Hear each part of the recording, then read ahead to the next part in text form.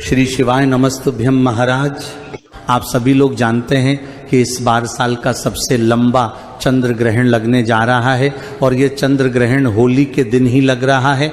इस वजह से होली को लेकर भी लोगों के मन में ये असमंजस की स्थिति है कि होली किस दिन मनाई जाएगी और होली का दहन किस दिन होगा। महाराज, इसी के साथ में साल का पहला चंद्र ग्रहण हमारे भारत में दिखाई देने वाला है। इस वजह से इसको लेकर और बड़ी चिंता लोगों में दिखाई दे रही है। महाराज, इस बार होली के रंगों के साथ आसमान में एक अलग सी हलचल भी देखने को मिलेगी और इस बार लोगों को होली खेलते समय एक डर जरूर रहेगा कि कहीं इस चंद्र ग्रहण का असर हमारे ऊपर ना हो जाए। महाराज, होली और चंद्र ग्रहण का एक ही दिन होना हमारे लिए एक बहुत ही बड़ा संजोग है, क्योंकि आप सभी लोगों ने देखा होगा 17 फरवरी के दिन ही साल का पहला सूर्य ग्रहण लगा था, पर वह हमारे भारत में नहीं दिखाई दिया था और इस सूर्य ग्रहण के 15 दिन के बाद ही साल का पहला चंद्र ग्रहण लग रहा है। पर ये चंद्र ग्रहण हमारे भारत में दिखाई देगा और इस चंद्र ग्रहण का असर भारत में रहने वाले सभी लोगों पर पड़ने वाला है।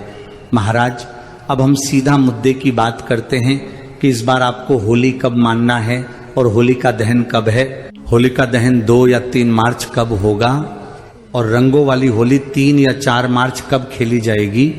इसी के साथ में होली के दिन चंद्र ग्रहण किस समय दिखाई देगा और इसका सूतक काल कब से शुरू होगा और इस दौरान आपको क्या सावधानियां रखनी है। वीडियो शुरू करने से पहले आपसे एक निवेदन करेंगे कि अपने सारे काम को छोड़कर सिर्फ 5 मिनट इस पूरी जानकारी को सुन ले, ताकि आप इस बार होली अच्छे से बना पाए और चंद्र ग्रहण का आपके ऊपर कोई असर भी ना हो। महाराज, सबसे पहले होली का पर्व फाल्गुन मास की पूर्णिमा तिथि के दिन मनाया जाता है और इस बार ये पूर्णिमा तिथि 2 मार्च की शाम से शुरू होकर 3 मार्च की शाम तक रहेगी। और यहीं पर सबसे बड़ा कंफ्यूजन होता है। आमतौर पर हम लोग जिस दिन पूर्णिमा की शाम होती है उस दिन होली का दहन करते हैं और पूर्णिमा की सुबह में रंगों वाली होली खेलते हैं। वही महाराज 3 मार्च की शाम को ही चंद्र ग्रहण लग रहा है और हमारे नियम में साफ साफ बताया क्या है कि चंद्र ग्रहण या सूतक काल में किसी भी प्रकार का शुभ या मांगलिक कार्य और अग्नि प्रज्वलित करना अच्छा नहीं माना जाता है। महाराज, ग्रहण के समय किया गया होलिका दहन शुभ फल नहीं देता है बल्कि अशुभ फल देता है। महाराज, अब प्रश्न यही आता है कि होलिका दहन कब किया जाए, तो हमारे शास्त्रों के अनुसार 3 मार्च को चंद्र ग्रहण है। इस वजह से आपको इस बार होलिका दहन 2 मार्च 2026 के दिन रात्रि में करना है। पर 2 मार्च को भी होलिका दहन में एक बहुत बड़ी बाधा है और वह बाधा है भद्रा काल, क्योंकि 2 मार्च को शाम होते ही भद्रा लग जाएगी और भद्रा काल वही समय होता है जो समय किसी भी शुभ या मांगलिक कार्य के लिए अच्छा नहीं माना जाता है। इसलिए होलिका दहन का सबसे शुभ मुहूर्त 2 मार्च को देर रात 12:50 से शुरू लेकर देर रात 2:02 तक रहेगा। देखा जाए तो यह समय 3 मार्च की रात्रि का होगा, इसलिए समय का ध्यान रखें। यह 1 घंटे 12 मिनट का वो समय रहेगा जब भद्रा काल समाप्त हो चुकी होगी। महाराज, अब हम जानते हैं कि रंगों वाली होली कब खेली जाएगी। उससे पहले हमें चंद्र ग्रहण का समय जानना बहुत जरूरी है।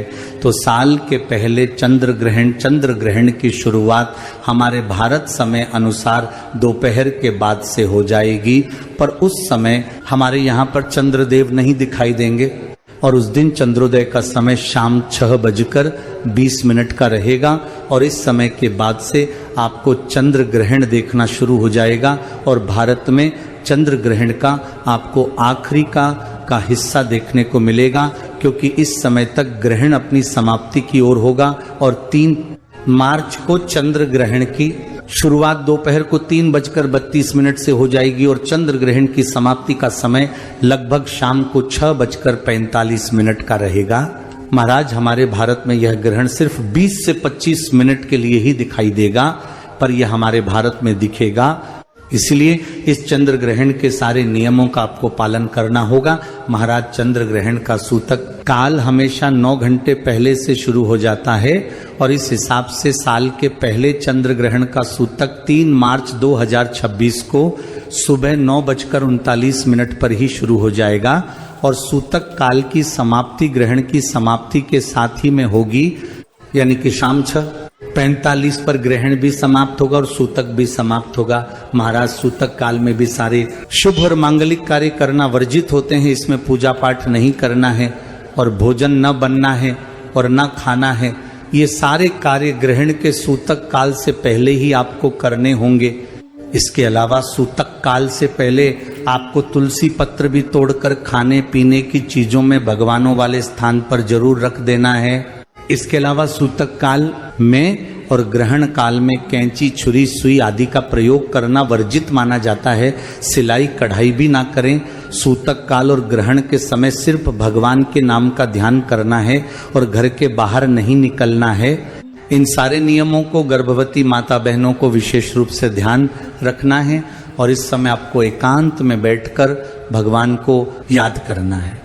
और सूतक से पहले ही गर्भवती माता बहनें अपने पेट पर गेरू का लेप लगा ले या गाय के गोबर का लेप भी आप लगा सकती हैं और चंदन के 3 लाइन भी खींच सकती है। इससे ग्रहण का कोई प्रभाव आपके बच्चे पर नहीं होता है। महाराज, अब हम आपको बताते हैं कि इस बार रंगों वाली होली कब खेली जाएगी। वैसे होलिका दहन की अगली सुबह हम हर साल रंगों वाली होली खेलते हैं। इस बार हमने 2 मार्च की मध्य रात्रि में होलिका दहन किया, तो उस हिसाब से 3 मार्च को हमें होली खेलनी चाहिए। लेकिन यहाँ पर 3 मार्च को सुबह से ही सूतक शुरू हो जाएगा और शाम को ग्रहण लगेगा।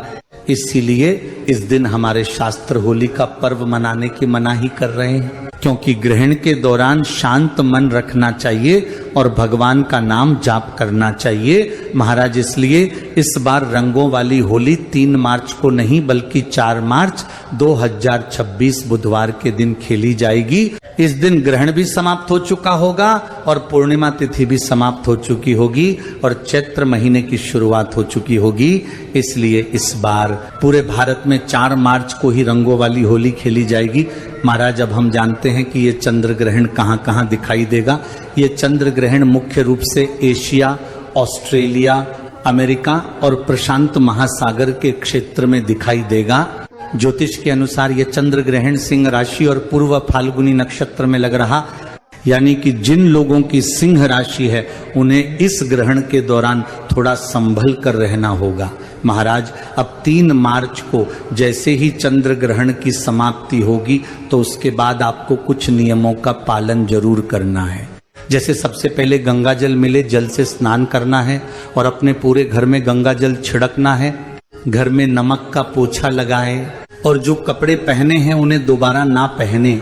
महाराज, इसी के साथ में अगर आप लोगों को होलिका दहन की राख से कोई उपाय करना है या प्रसाद लेना है तो उस जगह पर आप 3 मार्च को ग्रहण के सूतक काल से पहले होली की राख को उठाकर ला सकते हैं और प्रसाद भी ग्रहण कर सकते हैं। तो उसकी तब आप महाराज, चंद्र ग्रहण के दौरान भगवान का नाम जाप करने का हमें कई गुना बढ़कर फल मिलता है। और चंद्र ग्रहण की समाप्ति के बाद ऐसा नियम है कि दान पुण्य करने से हमारे ऊपर चंद्र ग्रहण का कोई असर नहीं होता है और हमें इस दान पुण्य का कई गुना बढ़कर फल मिलता है। इसीलिए ग्रहण की समाप्ति के बाद दान पुण्य जरूर करें। महाराज, वैसे हमने आपको चंद्र ग्रहण के पहले ही आने वाले चंद्र ग्रहण और होली से जुड़ी हुई सारी जानकारी दे दी है, पर अभी भी अगर आपके मन में इस साल के इस होली चंद्र ग्रहण को लेकर कोई प्रश्न है तो वह आप हमसे कमेंट करके पूछ सकते हैं। आप ये वीडियो कहाँ से देख रहे हमें जरूर बताएं। श्री शिवाय नमस्तुभ्यम। महाराज, बहुत तकलीफ है और नहीं हो रहा काम, बहुत दिनों से लगे हो, नहीं हो रहा। हरा मूंग ले जाओ। मूंग के दाने तो रहते हैं घर में, केवल 31 मूंग के दाने लेकर जाइए, 31 चावल के दाने लेकर जाइए और 31 ही बेलपत्र लेकर जाइए। जिस दिन सोमवार की अष्टमी हो, कौन से दिन? सोमवार की अष्टमी हो, उस दिन शंकर जी के मंदिर में जाओ, 3 चीज लेकर जाओ, मूंग के दाने, चावल, बेलपत्र। चावल जो 31 लेकर गए हो अपनी कामना कर कर शंकर जी की देहली पर रख दो, चौखट पर, कहीं पर भी एकांत में उसको रख दिया जाए। मूंग के जो दाने लेकर गए हो 31, वो नंदी के पास में, जो नंदी का पांव ऊंचा रहता है उस पांव के पास रख दीजिए। और जो 31 बेलपत्र लेकर गए हो, वो 31 बेलपत्र अशोक सुंदरी वाली जो जगह है, आपको पहले बताया है कथा में, अशोक सुंदरी जी का स्थान,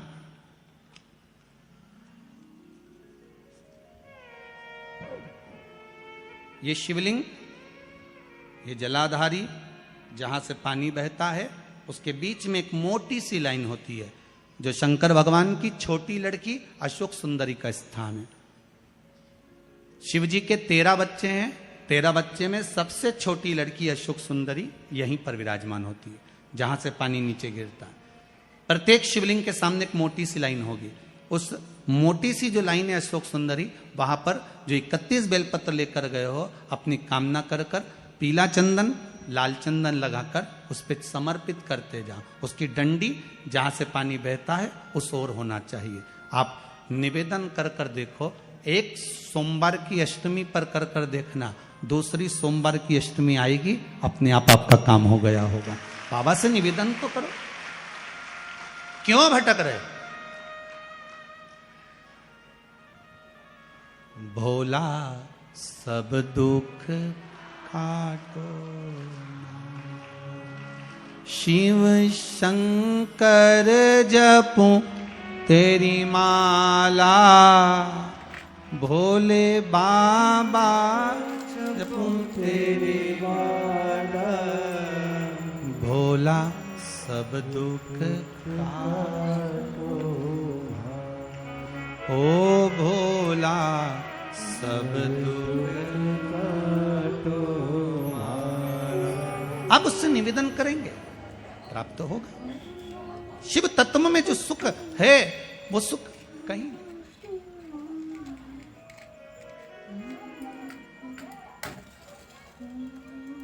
एक मात्र शिव मंदिर में झाड़ू लगा रही हैं अहिल्याबाई, साधारण सा भाव है, केवल एक झाड़ू। कई लोग कहते हैं महाराज जी, आप कहते हो मंदिर में जाकर झाड़ू लगाओ, पोछा लगाओ, तो जो हमने मंदिर में रख रखा है स्वीपर आदि कादिक, जो भी सेवा करने वाला है, काम करने वाला है, वर्कर है, वो कर रहा है, तो हम क्यों करें? अरे भाई, एक बात याद रखना, आप सबसे पूछना चाहूंगा, आप लोग कहते हो कि मंदिर की सफाई जो वर्कर रखा है उसे करना चाहिए, मंदिर की सफाई जो पुजारी रखा है उसको करना चाहिए। मैं आपसे पूछना चाहता हूं कि आपके घर में जो तिजोरी है, दिवाली पे उसकी सफाई कौन करता है? नौकर करता है? अरे बोलते तो जाओ। नौकर करेगा? नहीं। वर्कर करेगा? नहीं। स्वीपर करेगा? नहीं। तिजोरी की सफाई कोई दूसरा नहीं करता, तिजोरी की सफाई हमें करना होती है। उसी तरह मंदिर की सफाई ना पुजारी करे, ना कोई वर्कर करे, जो दर्शन करने जाए।